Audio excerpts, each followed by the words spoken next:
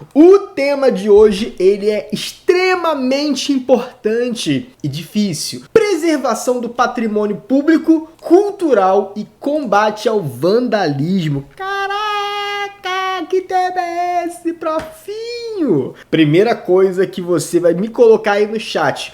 Qual é o direito constitucional relacionado a esse tema? Tema difícil, tá? Vamos lá. Primeira coisa é entender o seguinte, a palavra-chave desse tema é patrimônio público cultural. E você tem que entender primeiro o que é o patrimônio público cultural. Então deixa eu puxar uma setinha para cá e escrever aqui, ó. O que é o patrimônio público cultural? Deixa eu ficar aqui posicionado. O que é patrimônio público cultural? Uma cadeira, ela é considerada um patrimônio público cultural? Não, porque o patrimônio público, ele para ser considerado cultural, ele tem que transmitir algum valor, alguma história. Então, por exemplo, se na tua cidade tem um banco da praça, esse banco da praça é um patrimônio público, beleza? Só que ele não é um patrimônio público cultural. Agora, por exemplo, se for um banco que é um monumento e naquele banco tá sentado ali o Machado de Assis, uma escultura dele de cobre. Aí vem o cara e corta o cobre para vender no ferro velho. Aí sim a gente tem o quê? Uma depredação, ou seja, um vandalismo a esse patrimônio público cultural. É um tema muito bom,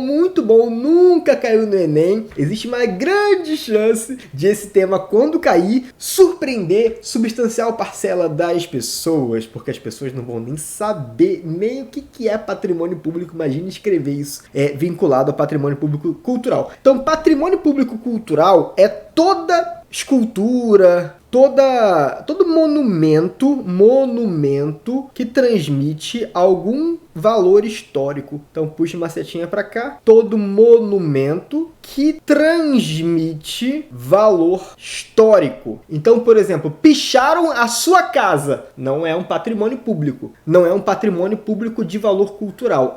Então se liga. Todos os exemplos que você vai dar nessa redação de vandalismo tem que ser vandalismo que afeta, que fere diretamente quem? O patrimônio público cultural. Se você falar do vandalismo em geral, pichou um muro, você está fugindo ao tema, tá? Muito bom esse tema. E qual que é a tese que você pode desenvolver em cima desse tema, senhores? Vocês entenderam o tema? Diga para mim sim ou não se vocês compreenderam, ok? Quero que vocês me falem aí qual que é o direito. Ninguém falou qual é o direito, não é possível. A Eduardo entrou agora, me deu boa noite. Boa noite, Eduardo, muito bom! Vamos lá, qual que é a tese para esse tema? A tese é que o vandalismo contra o patrimônio público cultural representa grave problema. E o direito, que tem a ver com esse tema, já falarei ou não? Direito à cultura, exatamente, João Vitor Guimarães, tirou onda agora, João Vitor. Cara, é o direito à cultura. Por exemplo, se você tem uma estátua do Machado de Assis, ou uma estátua do Manuel de Barros, um grande escritor, e aí o governo faz uma estátua ali, na orla, para você passar adiante do Machado de Assis e ver, você está registrando um grande cara que contribuiu para a história e para a literatura e para a cultura do Brasil e do mundo. Imagina só se o vândalo vai lá, pega o Machado de Assis e vende Machado de Assis para o ferro velho. O que ele está fazendo? Além de estar depredando o patrimônio público, ele está impedindo que futuras gerações tenham contato com aquele tipo de arte ali, com aquela cultura, com aquela contribuição que o Machado de Assis fez. Então não é só uma estátua, é uma estátua que representa a nossa cultura, a cultura literária, a cultura nacional. Então é muito tranquilo colocar o direito relacionado. O direito relacionado é o direito à cultura. Direito à cultura. Ok, muito bom. E aí eu quero que você preste atenção em duas coisas. Existe o patrimônio material e existe o patrimônio imaterial. Alguém sabe a diferença? Não? Então vou explicar agora. Existe o patrimônio material e o patrimônio imaterial. Alguém sabe a diferença entre patrimônio material e patrimônio imaterial? Se souber, já bota aí sim. ou se não souber, não fala nada. Patrimônio material e imaterial. Começando pelo material, que é aquilo que você consegue ver. Por exemplo, uma escultura, uma pintura, uma construção. Por exemplo, as pirâmides do Egito, elas são patrimônio material ou são patrimônio imaterial? O que você me responde aí? Bota nos comentários. É claro que estou dando exemplo fora do Brasil, né? Não é para você usar pirâmides do Egito que estão sendo pichadas aqui na redação do Enem, porque tem que ser patrimônio brasileiro. Então, as pirâmides do Egito, elas são patrimônio quê? Material, só que não é do Brasil. Dá um exemplo do Brasil, né? Por exemplo, a igreja de Ouro Preto. Caraca, a igreja de Ouro Preto. Ou então aquela rua lá de Paraty, não sei se você já foi em Paraty, tem aquela Rua das Pedras, aquela rua que foi feita pela mão de obra escrava e está conservada até hoje. Ninguém asfalta aquela rua, por quê? Porque é muito importante você lembrar historicamente da construção de Paraty e de tudo que aconteceu ali historicamente. Então aquilo ali você consegue ver, consegue pegar. É o patrimônio material. É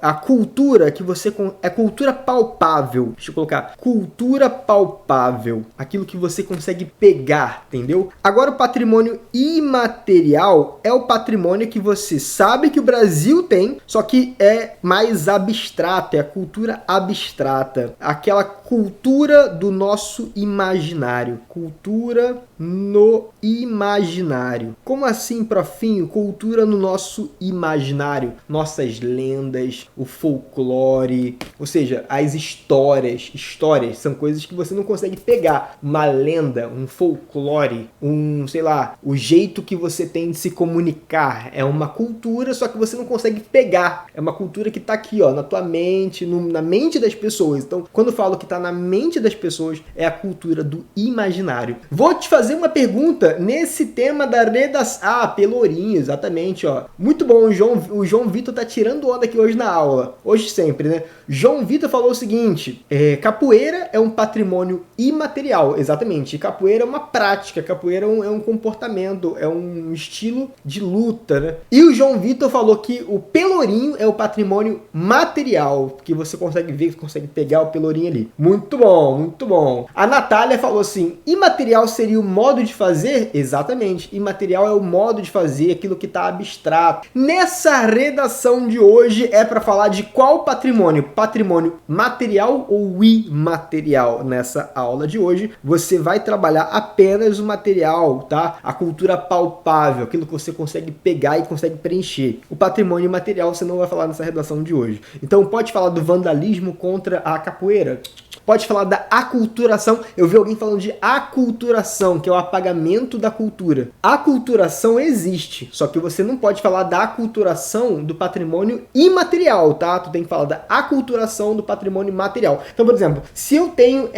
imagina que isso aqui seja um patrimônio no meu telefone Samsung. É o telefone Samsung que Olavo Bilac usou para compor as primeiras músicas. Caraca, telefone Samsung, Olavo Bilac usou esse telefone para compor as primeiras músicas. Se vem alguém, pega esse telefone e leva para vender no ferro velho, houve uma aculturação, houve uma perda dessa cultura, tá? Só que você vai ter que falar da questão material. Muito bom. É claro, né, senhores, que o Olavo Bilac nunca ia usar um telefone da Samsung para compor os poemas. Ele ia usar o iPhone, certo? Mentira, mentira. Ele ia usar o Samsung, porque Samsung é muito melhor que iPhone, né, senhores? Vamos combinar.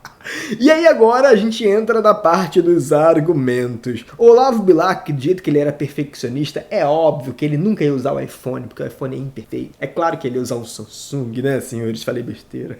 O argumento 1 que vocês vão me colocar aqui agora, molequinho, qual que é?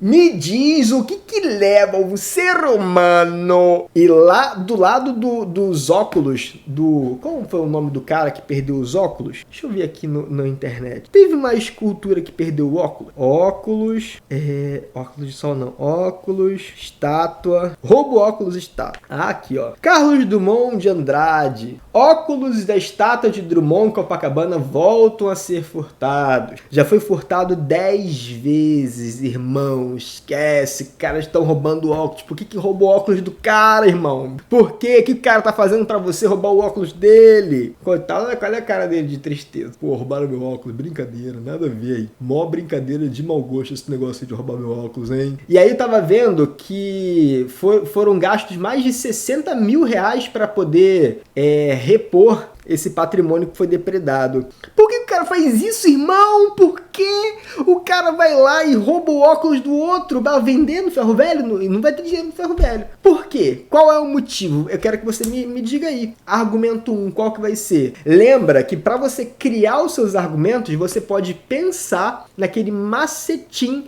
do Demo AI. Se você é meu aluno novo aqui na Master e não sabe o que é o Demo AI, você vai lá no módulo de raciocínios lógicos, dá uma olhadinha, em 2 horas você consegue ver o módulo todo. Se você já é meu aluno antigo da Master, já tem que estar careca de saber o que é o Demo AI. Qual é o motivo que leva uma pessoa a depredar o patrimônio histórico para vender no ferro velho? É a fome que ele está passando, que ele rouba o óculos para a pessoa para vender no ferro velho? Acho que não, hein? Muito bom. Fala aí, galera. Vocês querem ver o tema de novo? O tema é bom, esse tema, hein, senhores? O tema é esse aí, ó. Preservação do patrimônio público cultural e combate ao vandalismo. Argumento 1. Tô esperando vocês me falarem, cara. Tem um delay aqui, né? Egoísmo, exatamente. O João Vitor falou conivência por omissão. Acho que não, João. O Estado, ele é omisso? Cara, não sei se tá falando de omissão do Estado nesse tema, não. Ainda mais em conivência, que é quando o Estado ele deixa acontecer porque ele tá querendo comprar óculos de novo. Acho que não. A Eduardo falou um desprezo, desvalorização pela cultura. Sim, mas cara, a pessoa que ela vai lá e ela corta o pé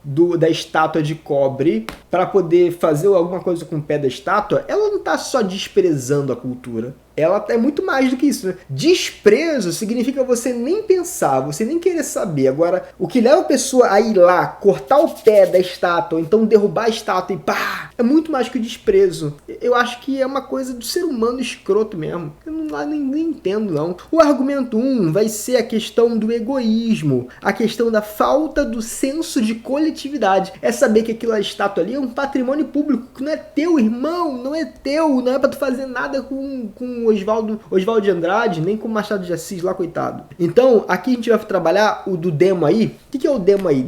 Desigualdade, egoísmo, maldade humana, omissão do Estado. Antigos pensamentos e invisibilidade. Desse macete dá para usar o egoísmo. Vai ser o nosso argumento de número 1, tá? Só que a gente vai renomear esse egoísmo depois. E vai dizer a falta do senso de coletividade. Tu entendeu essa parada? Falta de senso de coletividade. Falta de senso... O que é senso? É noção, tá? Falta de senso de coletividade. Deixa eu apagar tudo aqui e fazer tudo bonitinho. Falta de senso de coletividade. Esse vai ser o nosso argumento 1. Aí, deixa eu falar uma parada pra você. Essa palavrinha você coloca na antecipação argumentativa, egoísmo, e a palavrinha e essa expressão aqui, falta do senso de coletividade, você coloca no tópico frasal, tá? Alguém tinha me pedido no grupo lá da Master que eu fizesse uma introdução usando o modelo da Nath. Se vocês quiserem que eu faça, eu faço. Daqui a pouquinho, assim que eu acabar o argumento 1 de trabalhar, eu trabalho lá a introdução dela usando esses argumentos que eu tô criando para você aqui. Certamente você conhece alguém que joga lixo no chão, por exemplo. Por que a pessoa joga lixo no chão? Não é por preguiça, não é porque não sabe que não pode, é porque não liga, porque fala assim,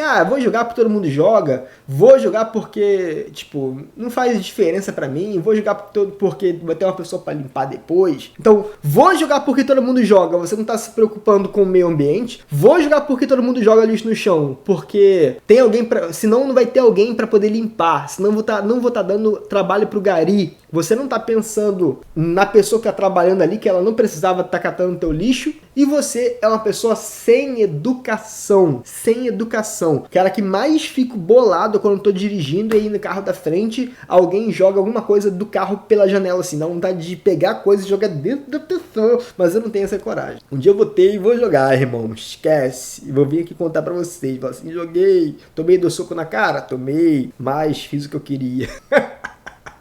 Ó, aí, para trabalhar a questão do egoísmo, vocês vão falar sobre um conceito de um cara chamado Aristóteles.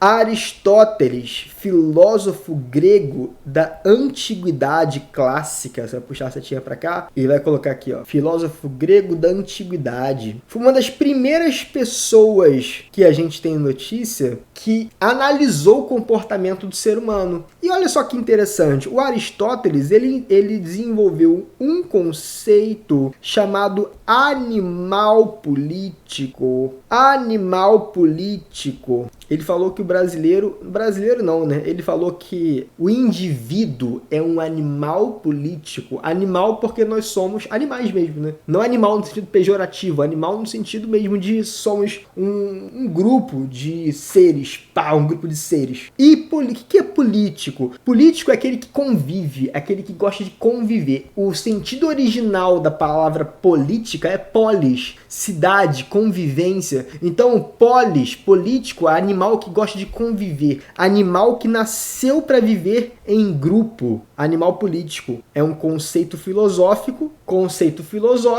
e diz o seguinte, animal político diz o seguinte, segundo esse conceito, os indivíduos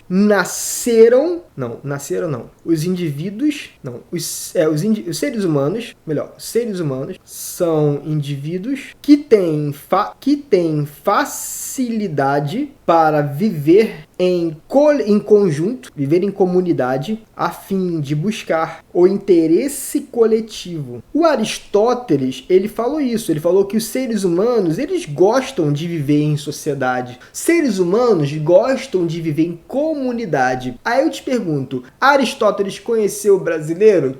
Não conheceu não, irmão, porque se o Aristóteles conhece o brasileiro, ele ia rasgar essa tese dele. Ele falou assim, deixa quieto, deixa pra lá, esquece que eu falei, animal político nada, animal egoísta e não animal político. Então você vai dizer o seguinte, você vai dizer, ó, Aristóteles não tá certo. Ou você vai dizer o seguinte, claro, você não vai escrever que Aristóteles não está certo. Não, você vai dizer que esse conceito de Aristóteles, ele é uma utopia no Brasil. Por quê? Porque no Brasil, o ser humano brasileiro, ele não se mostra tão animal político assim. Ele não curte muito esse negócio de buscar um bem coletivo. Ele tá nem aí, ele quer mesmo depredar o patrimônio público cultural. Show de bola? Então qual que é a crítica que faremos? Abriremos lá no nosso raciocínio lógico que a gente gosta, né? E vocês vão falar o seguinte, olha, vocês vão falar que essa parada do Aristóteles é muito bonita, muito linda, mas não acontece. Não existe. É uma utopia. Utopia é aquilo que é um sonho, não está acontecendo, não vai acontecer tão cedo. Um dia, talvez, o brasileiro seja um povo que de fato respeita a coletividade. Ó, o carro fumacê vai passar e fazer um barulho, tá? Aí tu ignora. Carro fumacê passando. Então, eu vou denunciar a utopia. O carro fumacê tem que passar justamente no meio da aula. Caraca, já tem meia hora de aula, passa muito rápido, passa muito rápido. Então se liga, raciocínio lógico que eu vou desenvolver agora é denunciar a utopia. Show de bola ou não show de bola? A falta de senso de coletividade dá ensejo ao vandalismo. Muito bom, gostei. A Giane falou perfeitamente. Denunciar a utopia. Você vai dizer, a ideologia de Aristóteles, embora seja muito linda, não vou escrever assim, né? Mas vou dizer, embora seja realidade a ser buscada, representa uma utopia entre os brasileiros. Já que, aí aqui você traz 2 exemplos que sustentem o que você está falando, tá? Ou pelo menos um exemplo já tá bom, mas tem que dar exemplo aqui. A ideologia de Aristóteles, embora seja uma realidade a ser buscada, representa uma utopia entre os brasileiros. Já que, beleza, entenderam aqui, galera? Show de bola. Com essa frase, você tá fazendo aquela inversão sintática que é obrigatória, que os corretores pedem para você tirar o amigo, tá? Muito importante. Se você não sabe o que é inversão sintática, eu fiz um vídeo pro canal ontem ou anteontem, falando sobre ela. Então, se vocês quiserem, aliás, eu acho que eu já até coloquei no grupo lá esse vídeo. Um vídeo muito rápido em que eu explico a inversão sintática e dou um modelinho. A ideologia de Aristóteles, embora seja uma realidade a ser buscada, representa uma utopia entre os brasileiros, já que entre os brasileiros, eu tô com a língua presa, do nada eu falo brasileiros. Por que isso, senhores? Do nada dá um brasileiros. A ideologia de Aristóteles, embora seja uma realidade a ser buscada, representa uma utopia entre os brasileiros, já que, aí você dá 2 exemplos, já que ocorre a depredação de estátuas de escritores na beira da praia, tira da beira da praia, pichações em grandes esculturas no Brasil que representam o patrimônio material, cultural, pá, lindão. Argumento 1 foi, né, senhores? Foi? Aí, deixa eu te falar uma parada. Como é que ficaria a introdução da Nath a partir desse tema? É muito tranquilo, né? O argumento 1 já tem, que é o egoísmo. Deixa eu agora pensar no argumento 2. Para aí a gente pensa nos 2 argumentos, fica muito mais fácil fazer a introdução. É muito importante que você faça primeiro a análise do tema. Depois que você analisa o tema, você cria a sua tese. A tese ela não vai entrar em lugar nenhum especificamente, porque ele vai usar um modelo. Mas a tese serve para você criar seus argumentos, tá? Depois que você cria a sua tese, você dá dois subproblemas. O que são argumentos? Argumentos são subproblemas, são submerdas que tá acontecendo. Tem a merda maior, que é o vandalismo contra o patrimônio público cultural. Esse é o problema, é a merda maior. E os argumentos são submerdinhas relacionados à merda maior. Então, por exemplo, o patrimônio sendo depredado é a merda maior. Show? As merdinhas que estão embaixo são egoísmo da pessoa, a falta de senso de coletividade. A gente pegou um argumento, agora vamos fazer o outro. São 2 que você tem que ter. O argumento de número 2, deixa eu pensar qual que vai ser. Eu vou aqui na minha lista de raciocínios lógicos e eu vou tentar encontrar alguma ideia que me sirva de argumento. Olha, eu posso pensar muito bem em consequências. Por exemplo, por que eu tenho que ter estátuas de grandes escritores espalhadas pela cidade? O que a gente ganha com isso? E, aliás, o que a gente perde caso essas estátuas ou caso esses monumentos deixem de existir?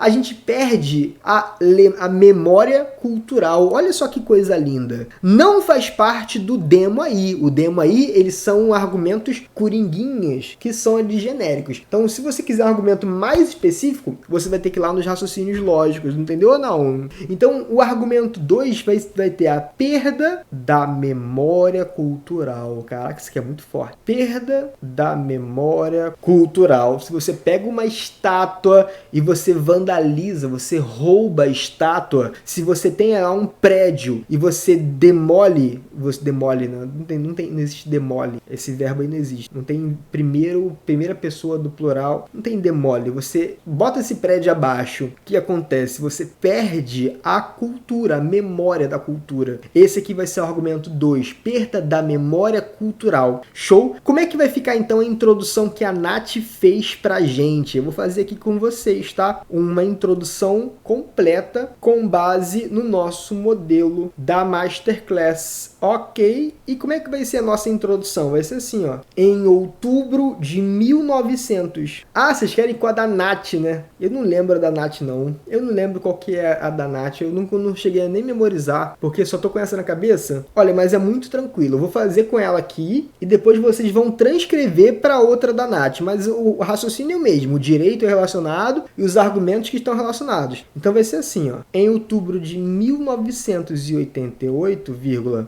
a sociedade conheceu um dos documentos mais importantes da história do Brasil. 2 pontos. A Constituição cidadã, cujo conteúdo assegura o direito à preservação da cultura, direito relacionado ao tema. Entretanto, os casos de vandalismo contra o patrimônio público cultural. Ah, tá repetindo cultura. Eu botei cultura lá em cima, agora eu botando cultural. Tá repetindo não. Ó, patrimônio público cultural. Os casos de vandalismo contra o patrimônio público cultural impedem que as estátuas, não, impedem que os brasileiros experimentem o direito constitucional na prática. Ponto. Com efeito, a solução do problema pressupõe que se combata o egoísmo. Não, vou colocar que se combata a falta. Não, peraí. Que se combata a falta de coletividade. A falta do senso de coletividade. Que se combata. Tá. Que se combata a falta do senso de coletividade e que se fortaleça a memória. Já usei cultura lá em cima, então vou colocar a memória artística nacional. Pronto, fiz aqui minha introdução. Ah, ficou muito grande a introdução! Ó, aqui tô botando. Não é por, a minha introdução não vai ter 12 linhas não, tá? É porque aqui a margem tá estreitinha. Se eu fosse escrever na folha de redação do curso normal, essa redação, se eu fosse escrever na folha do curso normal, tipo aqui, ó, folha, teria 6 linhas aqui em minha introdução, como acontece normalmente. Mas como eu fiz uma margem menorzinha, ela teve mais linhas. Então, os argumentos que eu vou usar são esses aqui, ó. Argumentos. Falta do senso de coletividade, ele se encaixou muito bem como argumento, esse cara aqui. E fortalecer a memória artística nacional. Então, eu quero combater a falta do senso de coletividade e fortalecer a memória artística nacional. Ou então, eu poderia colocar fortalecer o senso de coletividade e fortalecer a memória nacional. Eu poderia fortalecer os dois. O jeito como você vai escrever varia muito, tá? Argumento 2, então. Como é que vai ser? Como é que eu vou falar sobre perda do patrimônio cultural? A Daniela falou uma parada, Daniela. Prof, nossas memórias são ruínas. Memórias. Entendo que não deva se depredar, mas talvez remanejar para o museu e dizer que não devemos como a sociedade. Não entendi. Não entendi, Dani. Nossas memórias são ruínas. Memórias.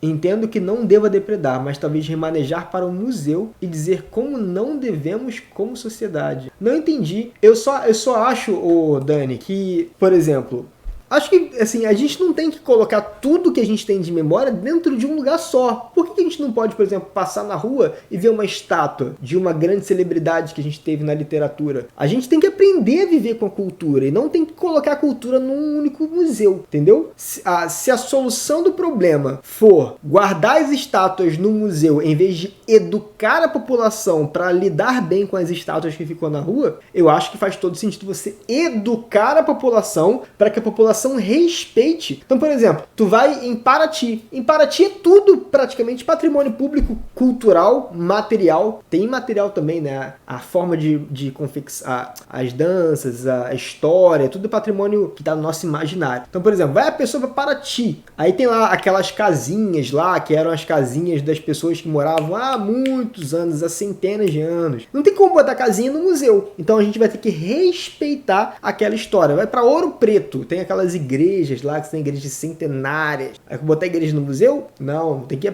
ensinar a pessoa a conviver com o patrimônio público cultural. Senão a gente vai ficar cada vez mais isolado. Perda da memória cultural. Eu vou falar sobre um repertório muito maneiro pra gente encerrar nossa aula aqui. Já tem 45 minutos, passa muito rápido, senhor. Passa rápido só pra mim? Eu acho que só pra mim, que você não falou nada. Mentira.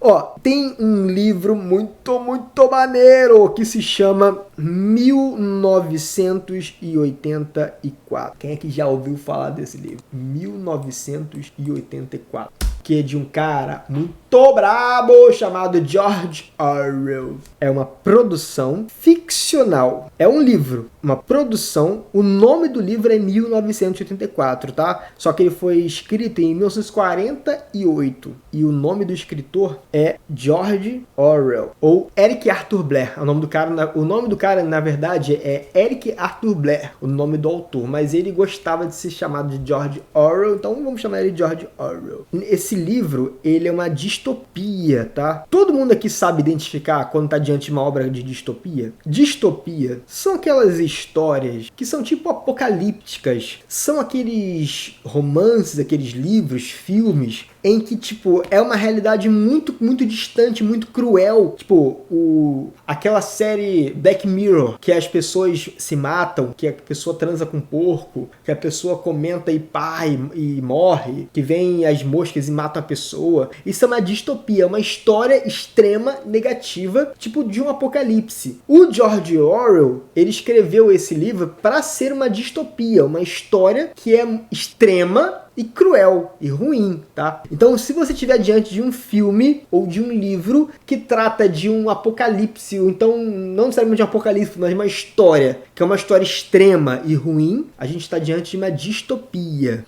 E nesse livro 1984, o George Orwell, ele fala de um personagem chamado Winston, que é o personagem principal da obra, Winston. O funcionário público Winston apagava os registros históricos da cidade, a cidade de Oceania, né? Oceania, que era o nome da cidade, para que a população se esquecesse do passado. Você entendeu a história do Winston? Tem várias coisas envolvendo, tá? Tem a opressão, tem ditadura e tal. Mas o que tem a ver com esse tema é o seguinte: funcionário público, o Winston, ele intencionalmente apagava, porque ele era obrigado, né? Apagava os registros históricos da cidade, os documentos, né? Para que a população se esquecesse do passado. Havia um apagamento. Havia um apagamento histórico do passado. E aí o que você vai dizer? O seguinte: você vai dizer que no Brasil também acontece esse apagamento histórico do passado toda vez que uma estátua é removida por conta de um vandalismo. Toda vez que algum patrimônio histórico se perde por conta de depredação, tá acontecendo igual acontecia lá na obra da distopia, acontecendo um apagamento da história. Muito boa essa reflexão, é perfeita, senhores, que isso?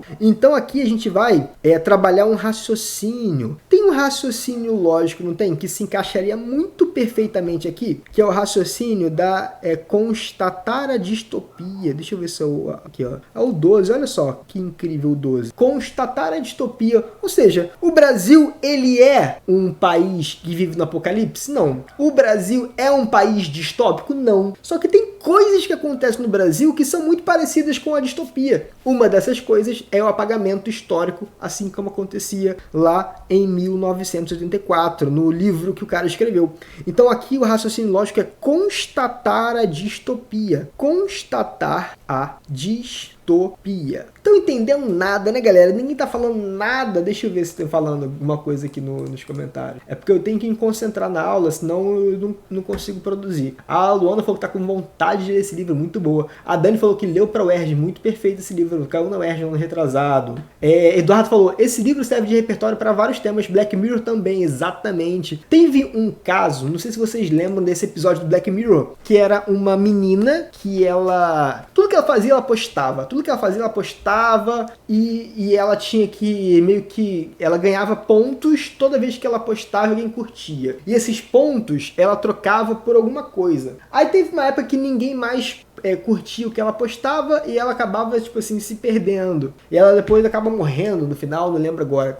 Essa é uma história da distopia, que a gente pode aproximar também para a nossa realidade. Na nossa realidade também, a gente fica meio que buscando um pagamento nas redes sociais pela nossa vida perfeita. Se alguém curte, você recebe um pagamento pro teu ego. Então é como se a distopia do Black Mirror fosse de alguma forma a realidade no Brasil. Então eu tô constatando essa realidade, constatando a distopia.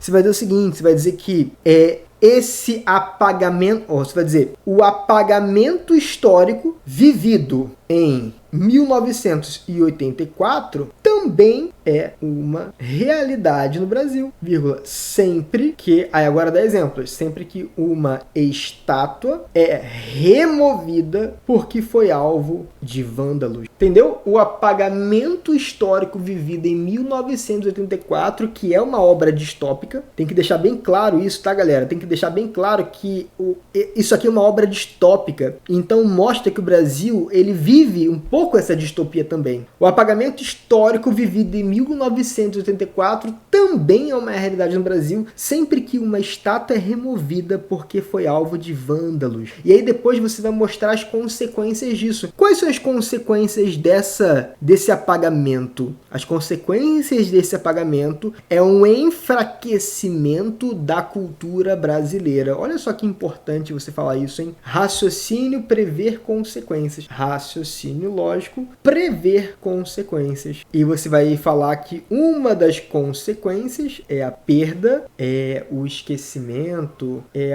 o apagamento, a fragilidade da cultura. Fragilidade da cultura nacional. Muito bom! E aí eu te pergunto, quem que é o órgão responsável por educar as pessoas, educar a população para que elas sejam mais responsáveis com o patrimônio público? Escola, cara. A escola tem que fazer essa educação, educar os alunos e educar as pessoas que estão fora da escola com ações comunitárias. Então, vou falar para vocês como é que vai ser mais ou menos a proposta de intervenção. O agente escolas faz o quê? Ensina a população a preservar o patrimônio público. Como? Por meio de projetos pedagógicos abertos à comunidade, a exemplo de palestras e workshops e ações comunitárias que estimulem a preservação de estátuas e de outras esculturas públicas, beleza? Qual finalidade que eu quero atingir? A fim de preservar o patrimônio público cultural para as presentes e futuras gerações. Caraca, muito lindo! Caraca, acabei certinho, 5:7. Passou muito rápido, senhores. Caraca, muito bom. Então, qual foi o argumento 1? Egoísmo. E qual foi o argumento 2? Perda da memória cultural. Ok? Então, beleza, galerinha. Fechou, hein? Gostei. Deixa eu ver, cada pessoa tem uma avaliação que determinava seu valor na sociedade. Exatamente. Nosidive, o nome desse episódio do Arda Huber. Eduardo Huber é a fã. Olha, o João Vitor falou a parada perfeita, usar utopia e distopia na mesma redação. Caraca, muito